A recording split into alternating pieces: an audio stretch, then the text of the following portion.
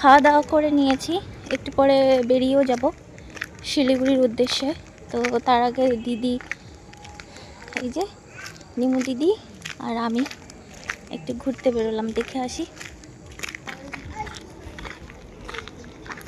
ওদের বাড়ির এই দিকটাতে আসলাম, দেখি মানে কোনো ট্রেন দেখতে পাচ্ছি ওদের বাড়িতে যে এই দিক দিয়ে যাচ্ছে, কিন্তু সত্যি দেখা যাচ্ছে কি না ওটাই দেখতে হবে। হ্যাঁ, তো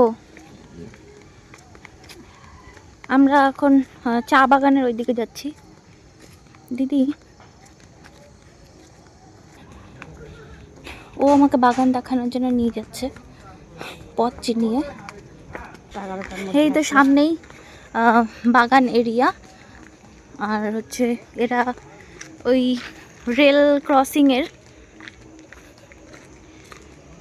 পোলগুলো দেখা যাচ্ছে।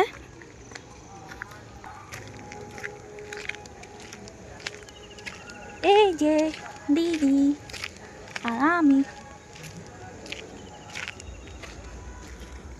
দাঁড়া এই সাইড থেকে ভিডিও করি। তো এগুলোই চা বাগান।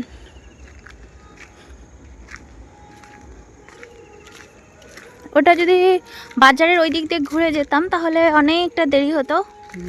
ওদের বাড়ির ঠিক ডান দিকের রাস্তা দিয়ে আমরা এলাম, বাগানের কোয়ার্টার সেগুলোর ভেতর দিয়ে।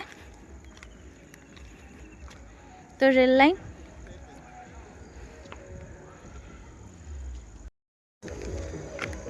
আমরা রেল ক্রসিং পার করে এপারে চলে এসেছি। এই দেখুন সবুজে সবুজ চারিদিক।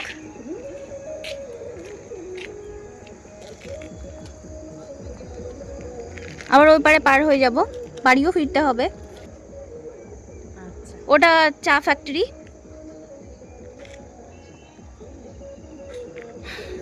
যদি রাত্রে থাকতাম জলপাইগুড়িতে তাহলে আরও ভালো করে দেখাতে পারতাম। আরও দিদির বাড়ি আছে, সেখানেও ঘুরতে যেতাম, কিন্তু যেহেতু যাচ্ছি না, থাকছি না সরি, তো সেই জন্য আর দেখানো গেল না।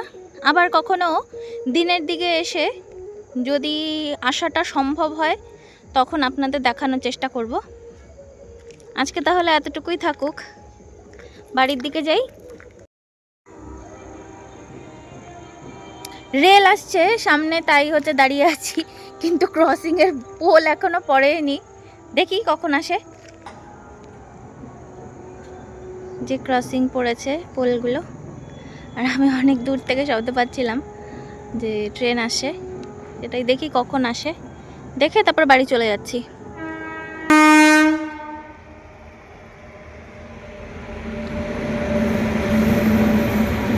রাজধানী,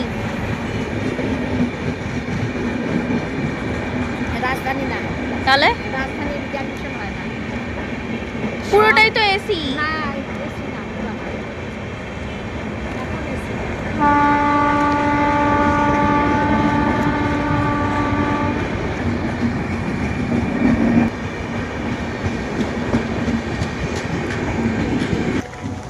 দিনের আলো একদম নিভে এসেছে, আমরা বাড়িও যাব, মানে শিলিগুড়িও ফিরতে হবে, দেরি হচ্ছে।